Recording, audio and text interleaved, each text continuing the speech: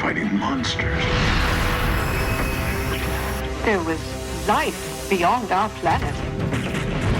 It went completely against everything I'd been raised to believe. I'm standing feet away from this huge dome. The cockpit sticking out of the earth like a half-closed eye.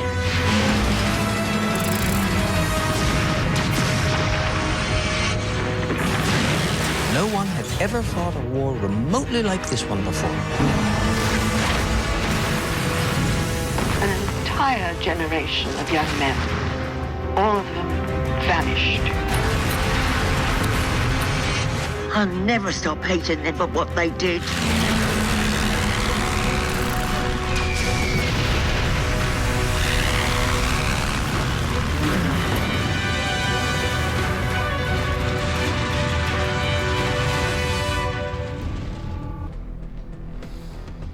Terror has always been a thing of the mind, and few stories have inspired so much terror than H.G. Wells's The War of the Worlds. On Halloween night, Orson Welles broadcast this tale of an alien invasion on the airwaves and panicked America, and ever since that fateful night of 1935, our innermost fears have been marked by the pen of one man who dared to imagine the true terror of a war on Earth by an enemy from the stars. It is therefore fitting that we include adaptations of War of the Worlds in its 31 Days of Terror, as it is much a part of our Halloween tradition as the globular invader in our living rooms, the resident of the pumpkin patch. And in 2013, History Channel made that possibility one step closer to reality with their mock documentary, The Great Martian War. In 1914, a strange explosion rocks the Black Forest, spreading the belief that the Germans, already on the path to war, have developed some kind of superweapon.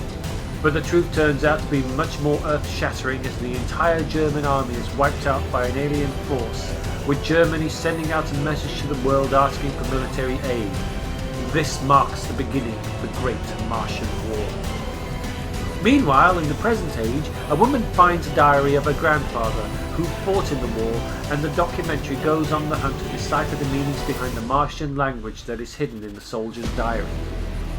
Back in 1913, the planet's first intergalactic war rages on, and within weeks all of Europe is in a stalemate as a large mass of land between Denmark, Italy and through most of Germany becomes a massive no man's land, dominated by the superior forces of an alien menace. Armed to the teeth with alien weaponry carried by large tripod iron giants and flanked by smaller, more nimble spider-like tripods, they hold up half of humanity in a bloody standoff that costs the human race an entire generation in blood and sacrifice. Meanwhile, America, untouched by the war, elects to provide armaments to the European forces, but otherwise remains out of the war until they themselves are dragged in. By accident or conspiratorial design, we may never know. But even this is not enough to drive back the alien invasion, as the full truth of the stalemate is eventually realised. That the aliens themselves have taken on the nature of a Wendigo, a consumer, the eater who would devour all, and the stalemate is serving their needs more than adequately, using the war in a method not ever before realised by men that truly horrifies the world. The Great Martian War is a fantastic what-if story presented by the History Channel. And it doesn't just talk about the war itself, it goes further on into the future and about the long-lasting implications of the war and if it is ever truly over. The nature of the Martians themselves comes as quite a horrifying revelation, and I won't give that spoiler away here, but it does make you think on a more alien level. It is a well-researched combination of fact and fiction, and the actors and historians themselves have put up a convincing front as they tell their tales from a young historian's perspective to those who both witnessed and fought in the war itself. And I don't know, as terrifying as this tale is, I'm not sure who's scarier, the Martians or Alice Hale here. Man, she hates the Martians so much you can feel the hate curdling from the milk in my tea from here. But the scariest moment of the film comes from the lice.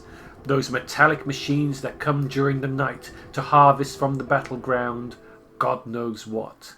And when we find out, and it's not what you expect, it's twice as horrifying as anything the novel which inspired this film ever imagined.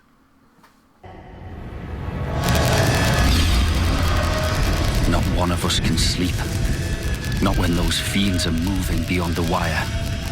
The mere thought of them, of what they're doing to our dead and wounded, fills every living man with dread.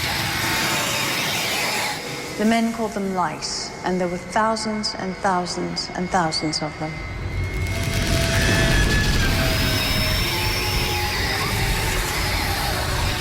We could hear the noise from the lice coming behind us and cleaning out the ditches for their harvest. The men at the front believe the vile purpose of the night-prowling herds of lice is to harvest the dead. Dawn breaks. The lice retreat like a black tide, and everything is gone. Every shell, every last shard of battle, and every one of our dead, my fallen brothers, are taken. Their bodies stolen. For food? For few? We hardly dare imagine why. But this is why those devils are here. They came for us. We'll be taking a long look at this mock documentary next year, but for now, if you can find this, I recommend it highly. The footage used and compiled with special effects are almost seamless. The machines are epic and terrifying in scope, and the lice will haunt your nightmares for nights to come. Watch the skies, ladies and gentlemen, and fear the stars above them.